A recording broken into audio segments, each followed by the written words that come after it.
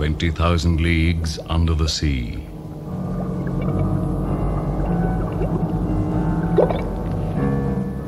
In the year 1866, the whole maritime population of Europe and America was excited by a mysterious and inexplicable phenomenon. Not only merchants, sailors, and sea captains, but the governments of many states and countries were deeply interested. The excitement was caused by an enormous something that ships were often meeting. It was a long, spindle-shaped and sometimes phosphorescent object, much larger and much more rapid than a whale. In mid-Atlantic, the Helvetia of the Compagnie Nationale estimated its length at more than 350 feet. Newspapers ran stories of the white whale, the terrible Moby Dick, and the inordinate kraken, whose tentacles could enfold and drag a ship of 500 tons down to the depths of the ocean. The Cunard steamer, Scotia, came near to sinking when the object, with prodigious force, pierced as neatly as a punch the iron plates of her hull. The Honorable Pierre Aronnax, professor in the Paris Museum of Natural History, returning from a scientific expedition to Nebraska, was asked by the New York Herald to give his opinion on the matter. The greatest depths of the ocean are totally unknown to us. What happens there? What beings can live 12 or 15 miles below the surface of the sea? Therefore, until I get fuller information, I shall suppose it to be a sea unicorn of colossal dimensions. Armed, not with a halberd, but with a spur, like ironclads or battering ram. Now, gentlemen, please, you must excuse me. A very fast frigate, the Abraham Lincoln, was put in commission under the command of Captain Farragut to seek out this monster, last seen by a steamer of the San Francisco line in the North Pacific. Pierre Aronnax was invited to join the expedition. Accordingly, Captain Farragut greeted him and his faithful servant Conseil as they came aboard. You're welcome, Professor. Your cabin is ready for you. Thank you, Captain. Come, Conseil. Oui, monsieur. I follow. The Abraham Lincoln was soon moving majestically amongst 100 ferryboats past the Brooklyn Quay, while crowds of spectators waved handkerchiefs and cheered as she proceeded down the river and on to the dark waters of the Atlantic. Captain Farragut had offered a reward of $2,000 to the first cabin boy, sailor, or officer who should sight the animal, giant unicorn, narwhal, or whatever it was. The Abraham Lincoln made her way south and rounded Cape Horn on the 6th of July, and the next day was in the Pacific. But for 3 months, nothing was seen but the immense waste of waters. Nothing that resembled a gigantic narwhal, not a submarine islet, nor a wreck, nor a floating reef, nor anything at all supernatural. The reaction therefore began. Discouragement took possession of all minds. Captain Farragut announced, If in 3 days the monster has not appeared, we sail for European seas. 2 days passed with no further development. Professor Aronnax confided to his manservant. Well, Conseil, this is your last chance of pocketing $2,000. Will monsieur allow me to tell him that if the Union had promised $100,000, it would never be any the poorer? You are right, Conseil. It has been a stupid affair, after all. We shall get well laughed at. Certainly, I think they will laugh at monsieur, and I must say... Look out there! At that moment, Captain Farragut called out, Look out there! The thing we are looking for is on our weather beam! At 2 cables' length from the Abraham Lincoln, the sea seemed to be illuminated below the surface. The light described an immense and much elongated oval. A general cry arose from the frigate. Look out! Hey, move further! Full speed ahead! Up with the helm! That animal goes faster than my ship! We'll see if he'll go faster than a conical bullet! Then Captain Farragut ordered the forecastle gun to be loaded. An old gunner with a grey beard took a long aim. A loud report followed, and mingled with the cheers of the crew. The bullet struck the animal, but gliding off the rounded surface, fell into the sea 2 miles off. Now Professor Aronnax takes up the story. The frigate was so near that the light of the monster dazzled our eyes. I saw Ned Land, the Canadian, brandishing his terrible harpoon. Then he threw it. Two enormous waterspouts fell on the deck of the frigate, running like a torrent from fore to aft. A frightful shock followed. I was thrown over the rail before I had time to stop myself and fell into the sea. I was dragged down to a depth of about 20 feet. But two vigorous kicks brought me to the surface. The darkness was profound. I saw the beacon lights of the frigate disappearing into the distance. I cried out, "Help! Help!" My clothes paralyzed my movements. I was sinking. Suddenly I heard, yes, I heard, these words uttered in my ear. If Monsieur will have the goodness to lean on my shoulder, Monsieur will swim much better. Conseil! Myself at Monsieur's service. I followed him into the ocean. At that moment, I hit against something hard and felt myself lifted up out of the water. I perceived a face that was not Conseil's, but which I immediately recognized. Ned! Ned Land! The same, sir, looking after his prize. We are on a floating island, or if you like it better, on a giant narwhal. I understand now why my harpoon didn't stick into the skin. Why, Ned? Why? Because the beast is made of sheet iron plates. Tonnerre! Sheet iron plates? Suddenly, a noise like iron bolts being violently withdrawn was heard. One of the iron plates was raised, a man appeared, uttered a strange cry, and disappeared immediately. Some moments after, 8 strong fellows with veiled faces silently appeared and dragged us down into their formidable machine. This abduction, so brutally executed, took place with the rapidity of lightning.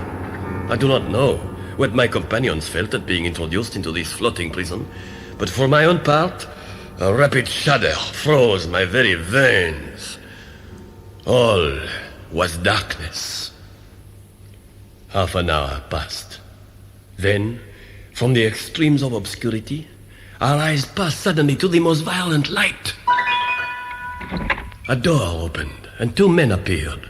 One, short, muscular, black hair, thick mustache, with the vivacity of an inhabitant of southern France. The second deserves a more detailed description. I read at once the dominant qualities on his open face. He might be of any age from 35 to 50. His tall stature, wide forehead, clear-cut mouth, piercing eyes, taper hands, indicated a highly nervous temperament. This man formed certainly the most admirable type I had ever met with. He spoke to his companion in a language I could not understand. We attempted speech with them in English, French, and German, but they went away without a gesture that could reassure us.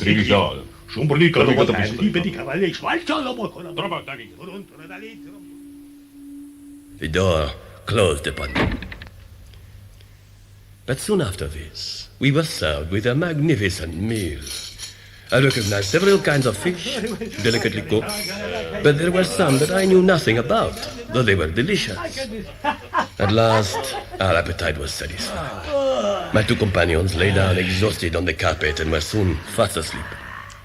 I did not go so soon, for too many thoughts filled my brain, too many insoluble questions. Where were we? What strange power was bearing us to the lowest depths of the sea? Dreadful nightmares took possession of me. Then my brain grew calmer, and I too fell into a deep sleep. We awoke many hours later and very hungry, but we were left alone in our prison for a long time yet, and Ned Land, tormented by the twinges of his robust stomach, became more and more enraged. Professor, we must do something. What? Escape. To escape from a terrestrial prison is often difficult, but from a submarine prison, that seems to me quite impractical. Ned's anger increased, and he cried and called at the top of his voice. Let us out, do you hear? The iron walls were deaf. The silence became quite oppressive. I felt myself invaded by unreasoning fear. At that moment, a noise was heard outside. The door opened. The steward appeared. Ned rushed upon the unfortunate fellow, knocked him down, and fastened on his throat. Conseil was trying to rescue the half-suffocated victim, and I was going to join my efforts to his, when suddenly I was riveted to my place by these words. Calm yourself, Mr. Land. And you, Professor, please listen to me.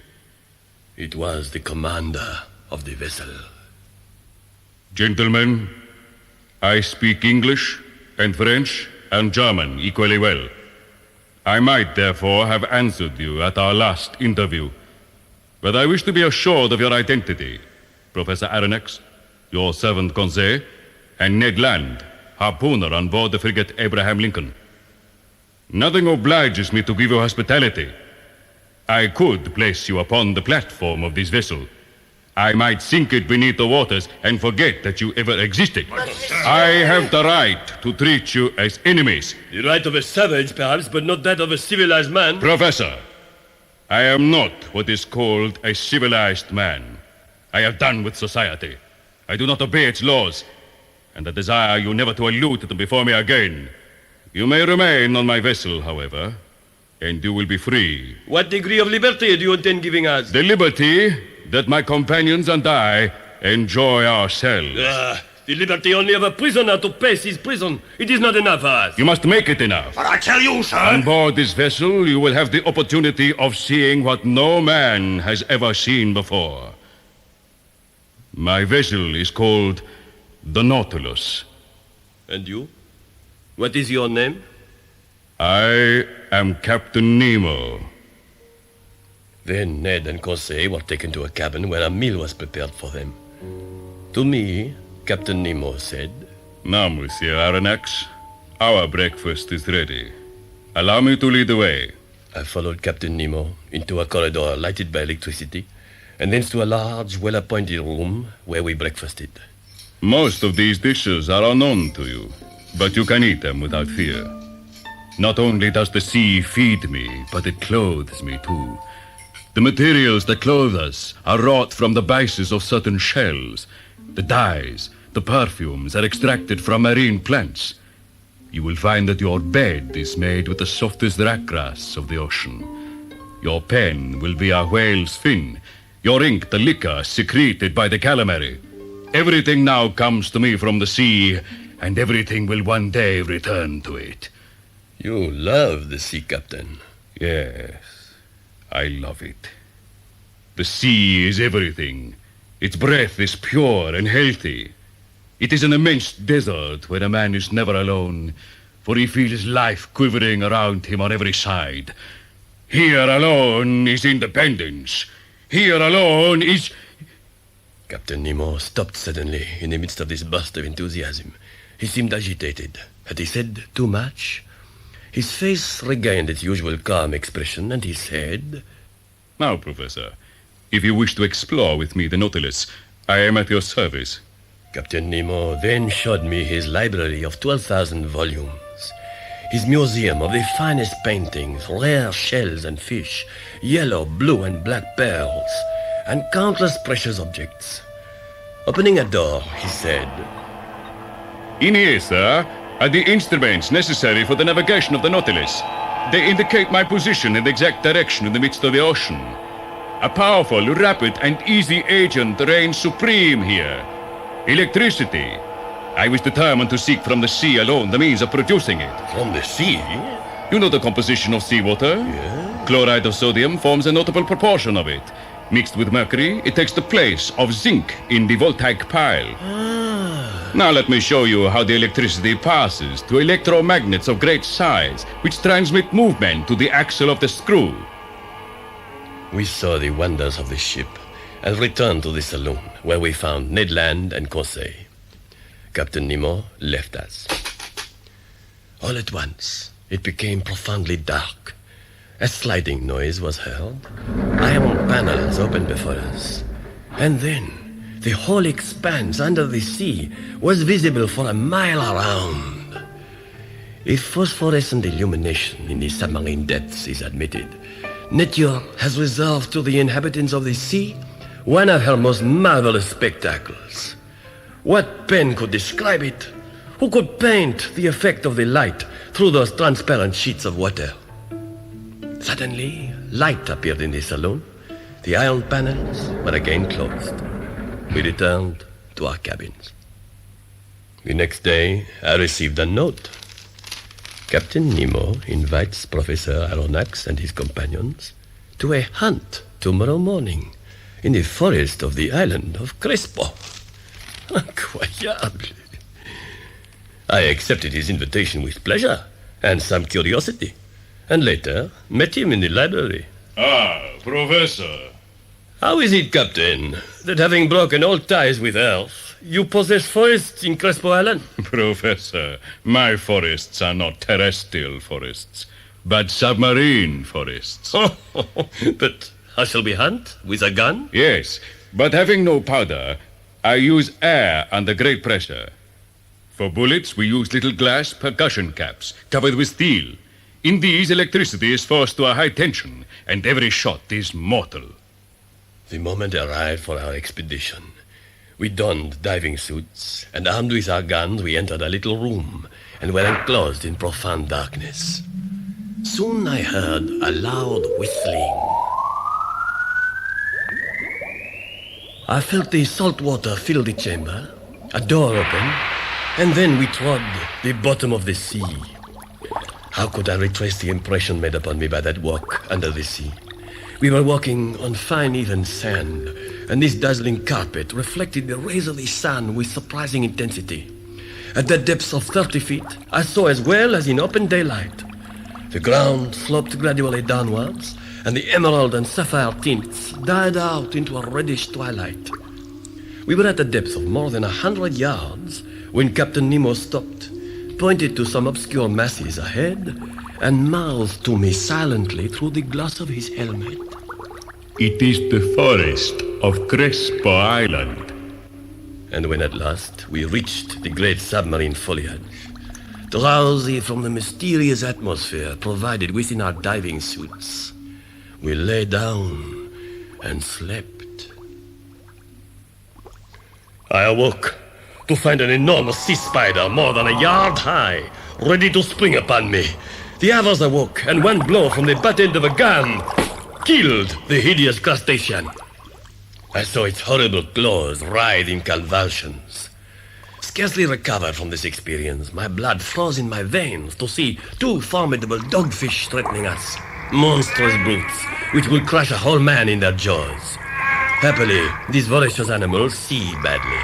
They passed without perceiving us, and we escaped a danger certainly greater than the meeting of a tiger in a forest. Captain Nemo secured a magnificent sea otter with one shot of his gun, and one of his crew shot a large albatross that alighted on the waves, which we could see like thick clouds over our heads. Then we returned to the Nautilus through the outer door.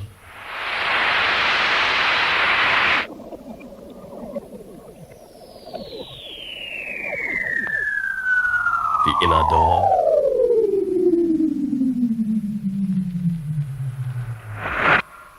And finally, to the wardrobe room, where our diving suits were taken off. The next day, Captain Nemo announced his intention of entering the Indian Ocean by the Torres Straits, no less dangerous on account of the reefs with which they bristle than because of the savage inhabitants who frequent their shores. As we approached the island of Gilboa, Ned Land whispered to me, An ugly sea.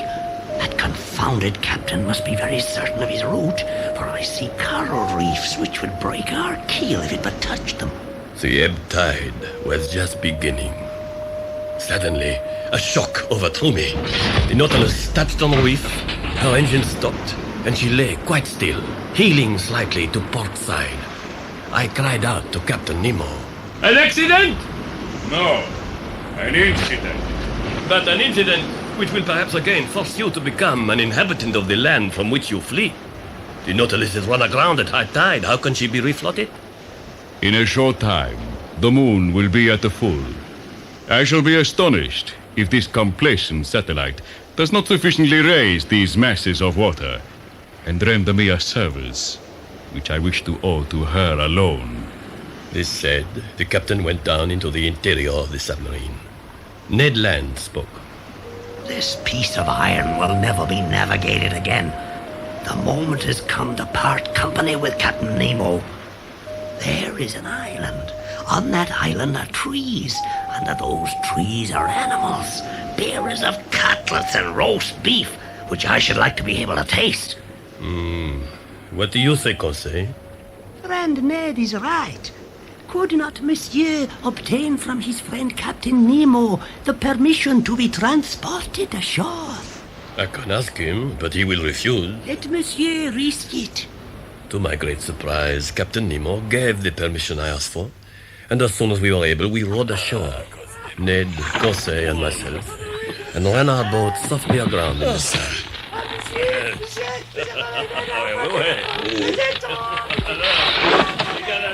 Fortune favored us in our search for edibles. The breadfruit trees were plentiful, and Ned knew how to prepare this fruit. Lighting a fire with a burning glass, he baked them in the ashes. They tasted like delicate pastry. We spent the day hunting. Game, wild hog, and a species of kangaroo rabbit fell to our electric guns. And towards evening, we feasted on grilled pork, wood pigeon, mangoes, pineapples, and the fermented liquor of some coconuts.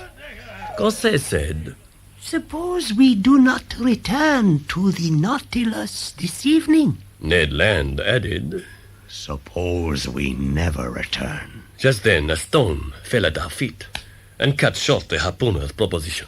A stone does not fall from the sky without deserving the name of aerolite. Oh!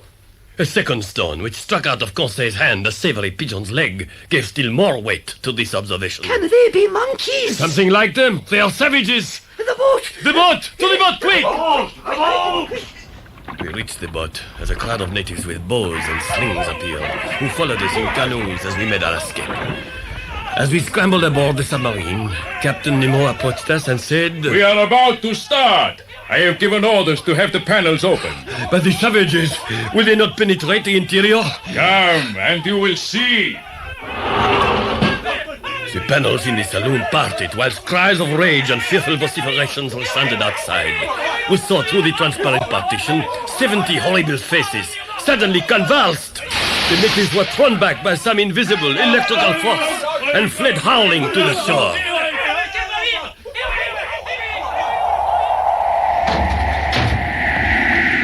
At that moment, the Nautilus, raised by the tide, left its coral bed, its speed increased by degrees, and navigating on the surface of the ocean, passed safely through the dangerous passages of Torres Straits. The following day, we resumed our course under the water, but at a remarkable speed, which I could not estimate at less than 35 miles an hour. We made good time across the Indian Ocean and moved up the western coast of Ceylon towards the island of Mannar. There, under the dark waters, stretched an inexhaustible field of pearls. We put on our diving suits and descended to the oyster bank, where Captain Nemo showed us pearls of gigantic size. I saw one as large as a coconut. Its globular form, perfect limpidity, and admirable water made it a jewel of inestimable price. At 5 yards from me, a shade appeared. The uneasy idea of sharks came into my mind, but I was mistaken. It was a man, an Indian, a diver, a poor fellow, no doubt, come to glean before the harvest. I perceived the bottom of his canoe anchored at some feet above my head. He plunged and went up successively. He did not see us, but I watched him with profound attention. All at once, I saw him make a movement of terror and spring to remount to the surface of the waves. A huge shadow appeared above the unfortunate plunger. It was an enormous shark, advancing diagonally with eyes on fire and open jaws. The Indian threw himself on one side and avoided the bite of the shark, but not the stroke of its tail, which, striking him on the chest, stretched him on the ground. Returning to the charge, it was prepared to cut him in two, when Captain Nemo suddenly rose and, dagger in hand, walked straight up to the monster, ready for a hand-to-hand struggle. The shark threw itself upon him, but avoiding the shock with prodigious agility, the captain thrust his dagger into its stomach, and holding onto one of its fins, belabored its body with dagger thrusts. In so doing, he was flung to the ground. The jaws of the shark opened inordinately. All would have been over for Captain Nemo had not Ned Land rushed in, harpoon in hand, and struck the shark with his terrible point. The waves became impregnated with a mass of blood. They were agitated by the movements of the shark that beat them with indescribable fury. But it was the death rattle of the monster. Captain Nemo's first care was to recall the unfortunate Indian to life. Ned lifted him into the canoe, where under the vigorous friction of Conseil and the captain, I saw the drowned man gradually recover his senses. What must have been his surprise, terror even, at seeing the 4 huge brass heads of our diving helmets leaning over him. Captain Nemo, drawing from a pocket in his garment a bag of pearls, put it into his hand. I was touched by this gesture and said, "Captain Nemo, whatever you may say, you have not succeeded in entirely killing your own heart." That Indian, Professor, is an inhabitant of an oppressed country.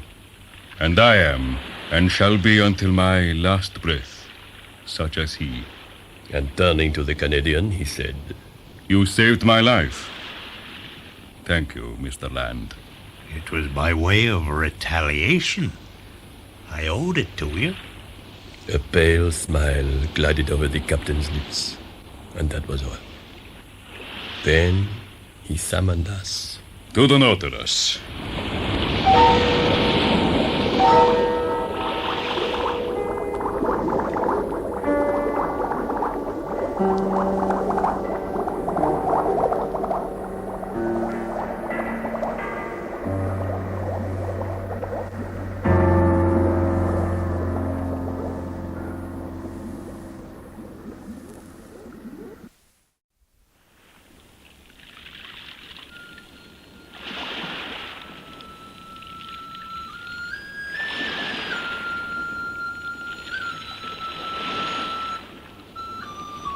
The Nautilus directed its course north-northwest towards the Sea of Oman, situated between Arabia and the Indian Peninsula, into which the Persian Gulf flows.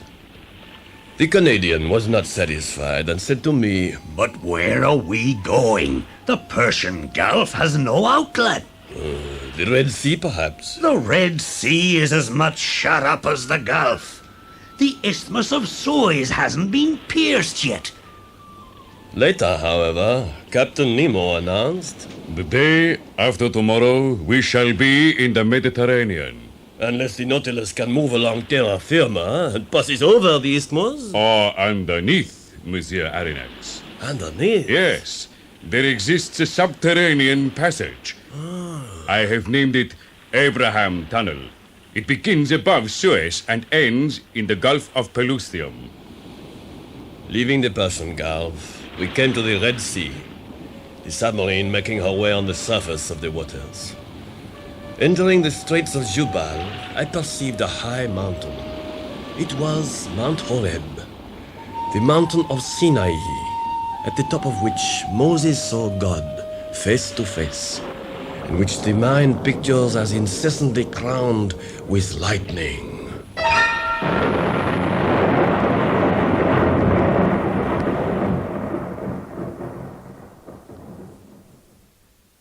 The night fell in the midst of a deep silence. Soon, in the darkness, a pale light appeared. Captain Nemo said to me, It is the Suez lightship. We shall not be long before we reach the orifice of the tunnel. Come then, to the pilot's cage and observe the navigation. The cabin was dark, but I could see the pilot leaning on the fellies of the wheel. At 10:15 p.m., Captain Nemo took the wheel himself. A wide gallery, black and deep, opened before us. The Nautilus entered it boldly. An unaccustomed rumbling was heard along the sides. It was the waters of the Red Sea that the slope of the tunnel was precipitating into the Mediterranean. The Nautilus follows the torrent with the speed of an arrow. I saw nothing but brilliant lines, furrows of fire traced by the speed under the electric glare. My heart beat wildly, and I pressed my hand to it to stay its palpitations. At 10:35 p.m., Captain Nemo let go the helm and turned to me, saying, The Mediterranean. In less than 20 minutes, the Nautilus, carried along by the torrent, had cleared the Isthmus of Suez. Meanwhile, the Nautilus ventured up to the Greek archipelago. We made distant acquaintance with the island of Carpathos, the ancient sojourn of Proteus, the old shepherd of Neptune's flocks. We made for the island of Crete, and I remembered that at the time of our embarking aboard the Abraham Lincoln, this island had just revolted against Turkish despotism. Just then, in the midst of the waters, a man appeared, swimming vigorously, occasionally disappearing to take breath on the surface, and plunging again immediately. I cried out, "Captain Nemo! A man! A shipwrecked man! He must be saved at any price!" Don't be uneasy, Professor. It is Nicholas of Cape Matapan. He is well known in all the Cyclades. A bold diver. Water is his element, and he lives in it more than on land. The captain made a sign to him. The man answered with his hand, immediately rose to the surface, and did not reappear. Opening a cabinet, Captain Nemo lifted out a great number of gold ingots, placed them in an iron safe, and wrote an address in Greek characters on the lid. 4 members of the crew took the safe away. I heard sounds of the boat being launched.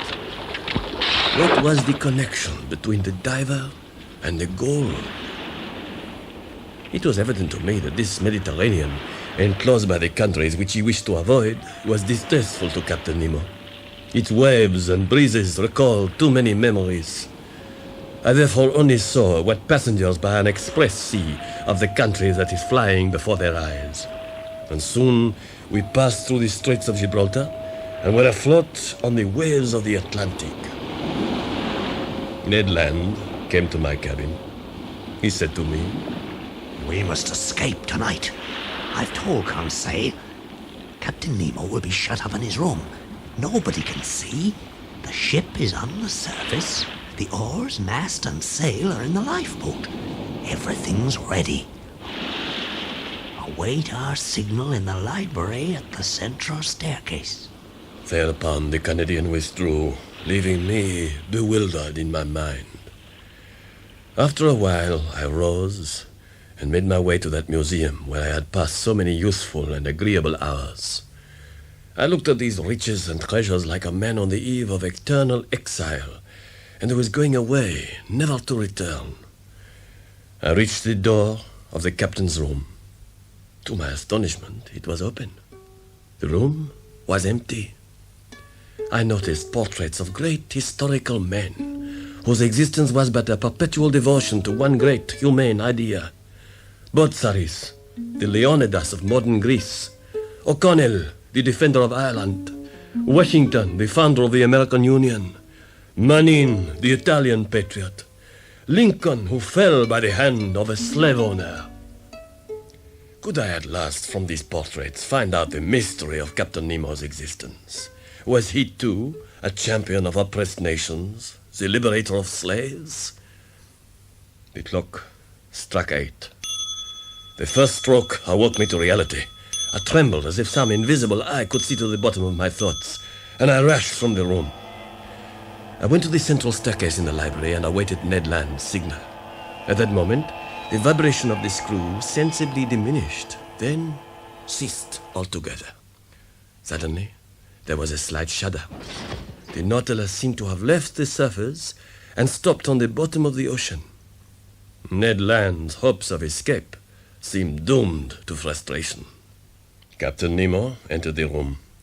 He told me we were in the depths of Vigo Bay and went on to speak of sunken Spanish galleons filled with uncounted treasure, and confided to me, Here, I have only to pick up what men have lost, not only in this Vigo Bay, but in 1,000 other such scenes of shipwreck. Now do you understand why I am so many times a millionaire?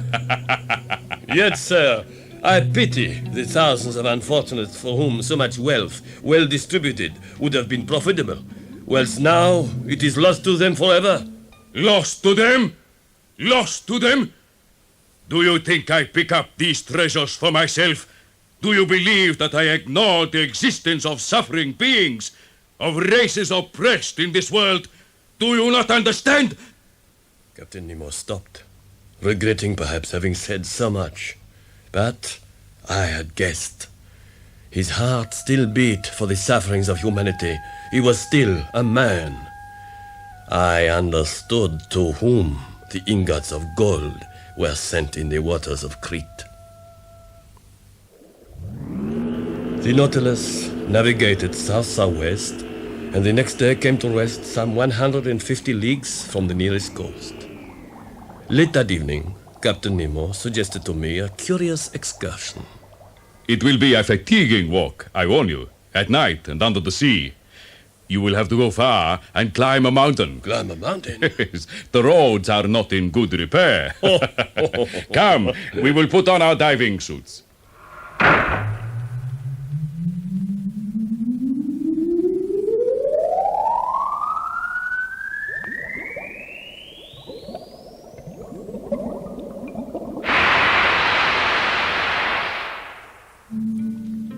Midnight was approaching as we walked under the sea towards a reddish light that guided us and inflamed the horizon. There were thickets of dead trees, leafless, sapless, mineralized under the action of the water. We climbed over rocks and fallen trunks, breaking the sea creepers that balanced from one tree to another. The fire, the source of the inexplicable light, seemed to come from the far side of a mountain, which was in fact a volcano. For as we approached the summit, amidst a rain of stones, a wide crater appeared, vomiting forth torrents of lava, which fell in a cascade of fire, and struggling with the liquid element, turned into vapor. Rapid currents carried the gas and lava torrent down the slopes like the eruption of Vesuvius on another Torre del Greco. There, before my eyes, ruined, destroyed, appeared a town. Its roofs crashed in, its temples thrown down, its columns lying on the ground. Here the encrusted base of an acropolis and the outlines of the Parthenon, a second Pompeii buried under the waves. Where was I? Where was I? I felt I must speak, and I tried to take off the globe of brass that imprisoned my head. But Captain Nemo restrained me, and picking up a piece of chalky stone, went up to a black basaltic rock and traced on it the single word. Atlantis. What a flash of lightning went through my mind. The Atlantis of Plato, the continent in which Origen could not believe, the engulfed region that existed beyond Europe, Asia, and Libya, beyond the columns of Hercules, where the powerful Atlantides lived, against whom the first wars of Greece were waged. One night and one day sufficed for the extinction of this Atlantis, of which the highest summits, the Madeiras, Azores, Canaries, and Cape Verde Islands, still emerge. We rapidly descended the mountain. When we had once passed the mineral forest, I perceived the lantern of the Nautilus shining like a star. The captain walked straight towards it, and we were back on board as the first tints of dawn whitened the surface of the ocean. We proceeded southward and continued ever more south until we encountered the ice fields of the Antarctic seas. And soon the Nautilus was totally blocked by an interminable and immovable barrier formed by icebergs soldered together. The captain, who had been observing the situation, called out to me. Well, Professor, what do you think of it? I think we are caught, Captain. You see only obstacles and difficulties. Not only will the Nautilus be set free, but it will go farther still. Farther south? Yes, sir. It will go to the Antarctic Pole, which no human being has yet set foot upon. Oh, we will break up that ice bank, and if it resists, we will give the Nautilus wings and fly over it? Over it, Professor? No, under it. And that is what we did. At a depth of 900 feet, we were floating under the undulating surface of the ice. But we sank lower still. On we thrust, many times striking the ice. The Nautilus descended to 500 fathoms, and at last the ice bank receded, and the vessel rose to the surface.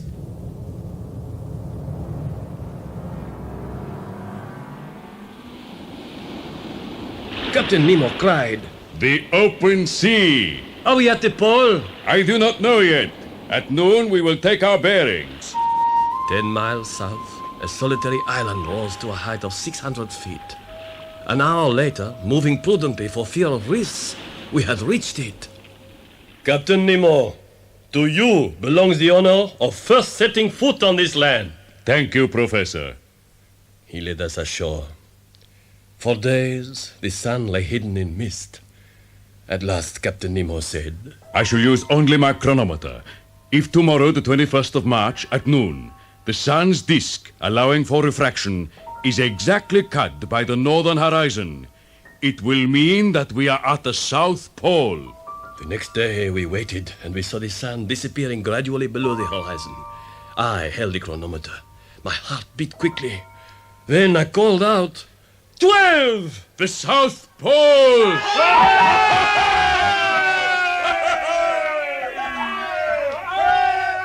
Captain Nemo handed me the reticulated glass, which by means of a mirror corrected the refraction. This showed the sun cut in exactly equal halves by the horizontal. He unfurled a black flag bearing an N in gold, quartered on its bunting. Then, turning towards the sun, whose last rays were lapping the horizon of the sea, he exclaimed, Adieu, sun. Disappear, thou radiant star. Rest beneath this free sea, and let a 6 months' night spread its darkness over my new domain. We began our return journey under the ice. At 3 a.m., I was awakened by a violent crash. I ran out of my cabin and, encountering Captain Nemo, said to him, using an expression he had used in Torres Strait, "An incident, Captain?" No, Professor. An accident this time. An enormous block of ice, a whole mountain, has turned over on us. The Nautilus is in danger of being crushed between two frozen surfaces. But we are gradually extricating ourselves and will soon be on the way again. But we had barely gone forward when another impact took place, and we were blocked, north and south, above and below, by an impenetrable wall of ice. The Nautilus was quite still. Calmly, the captain told us, Gentlemen, there are two ways of dying under our present circumstances. The first is to be crushed to death. The second is to be suffocated. In 48 hours, our reserve of air will be exhausted. "Can we not get out in time, Captain?" We will try, at all events, by piercing the ice that surrounds us. First, we will put on diving suits and work with pickaxes outside the vessel. Then, boiling water, constantly injected by the pumps, will raise the temperature around us. We worked indefatigably, hacking at the ice around the hull, and succeeded in digging a firm trench through which to forge a pathway to escape. Inside the submarine, the air became thick and stifling, and breathing became more and more difficult. At last, the moment came. All the electric force of the pumps injected steam and boiling water into the ice field, and, propelled by its powerful screw, the Nautilus attacked like a battering ram. It sprang upon the frozen surface, which it crushed under its weight. We rose to the open sea, and the pure air rushed in to all parts of the Nautilus.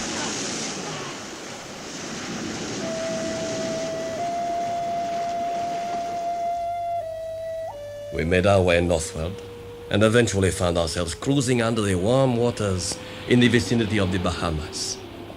Our talk turned to legends of fabulous monsters, poulps, giant octopi, krakens, that reputedly made their lairs in the deep submarine caverns of these seas. Then Conseil cried out, Monsieur! Monsieur! If it will please Monsieur to come to the window, he will see, if not the Kraken, at least one of his brethren. We looked. Before our eyes was a monster worthy to figure in tetralogical legends.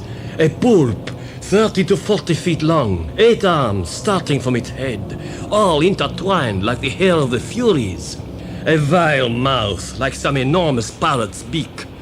7 more of these brutes appeared, thronging at the panel's face. Surprisingly, the Nautilus came to a sudden stop. Captain Nemo called out, I think the horny mandibles of one of them are entangled in the screw. We must rise and massacre this vermin.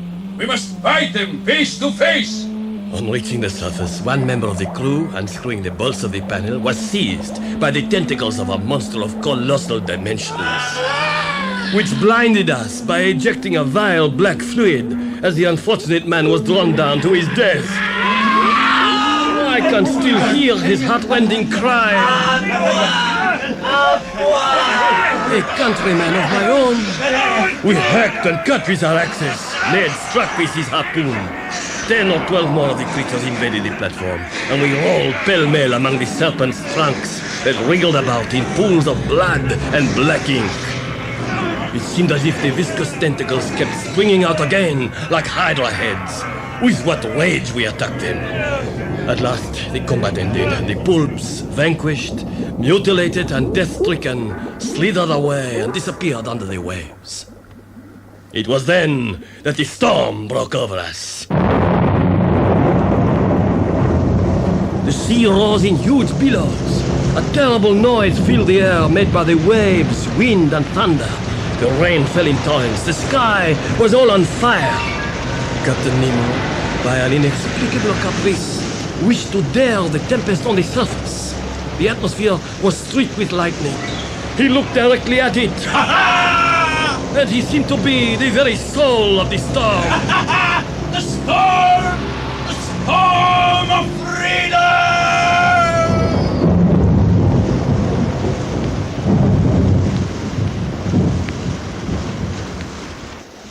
At last, he came below, and the Nautilus descended to the tranquility and silence of the ocean depths. Then we proceeded straight across the Atlantic, and later, on the surface of the sea, headed north. We saw what seemed to be a warship not far away. A dull detonation was heard, and a spout of water shot up in the air close by. They're firing at us! At ever greater speed, both vessels continued in a northerly direction, but suddenly the Nautilus turned. Then Captain Nemo spread out a black flag, like the one he had planted at the South Pole, crying, You know who I am, ship of a cultured nation.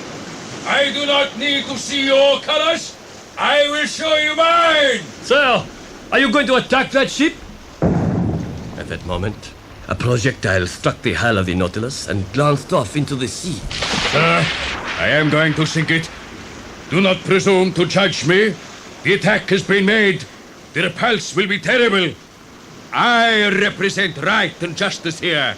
I am the oppressed, and there is the oppressor, through whom all I loved, cherished, and venerated, country and wife, children, father and mother, all perished. The Nautilus descended and prepared to strike below the waterline where the warship's armor no longer protected her. The speed of the Nautilus increased. A tremor took place, but a relatively slight one. I felt the penetrating force of the steel ram and a grating, scraping sound. The Nautilus passed through the mass of the ship like a needle through sailcloth. Captain Nemo, mute, somber, implacable, watched through the port panel. The enormous mass was sinking, and in order to lose none of the agony, the Nautilus deliberately plunged with her. I saw the broken hull and the water rushing in with a noise like thunder. The deck was covered with black, moving shapes. The unfortunate people crowding in the ratlins, clinging to the masts, struggling in the water. It was a human anthill, inundated by the sea. Then the dark mass disappeared. Captain Nemo, the terrible avenger, the perfect archangel of hatred, looked on. The Nautilus sped farther and farther north. Later, I passed the door of his room. It was half open. I saw on the wall a portrait of a woman, still young, and 2 little children. Captain Nemo looked at them for a few moments, held out his arms to them, and kneeling down, burst into sobs. Almighty God, Enough! Enough! Was it remorse that was escaping thus from the conscience of that man? Desperate, I rushed into the library, went up the central staircase, and cried out to Ned Land and Conseil, "Ned! Conseil! We must go! We must go now!" Yes, we're ready! We made for the lifeboat on the platform, wrenched at the bolts that fastened it. Suddenly we heard voices. Had they discovered us? One word, one terrible word, revealed to us the cause of their agitation. The maelstrom! The maelstrom! The maelstrom. It is well known that at the tide, the pent-up waters between the Faroe and Lofoten Islands rush out with irresistible violence. They form a whirlpool from which no ship could ever escape. From every point of the horizon rush monstrous waves. It was there that the Nautilus had been directed by its captain. Accidentally or deliberately, who can tell? But the vessel, whirled round with giddy speed, was describing a spiral, the circumference of which was lessening by degrees. It defended itself like a human being. Its steel muscles cracked. Sometimes it stood upright, and we with it. A dreadful crash took place. The bolts were torn out, and the lifeboat, torn from its groove, sprang like a stone from a sling into the midst of the whirlpool. My head struck on the iron framework, and I lost consciousness.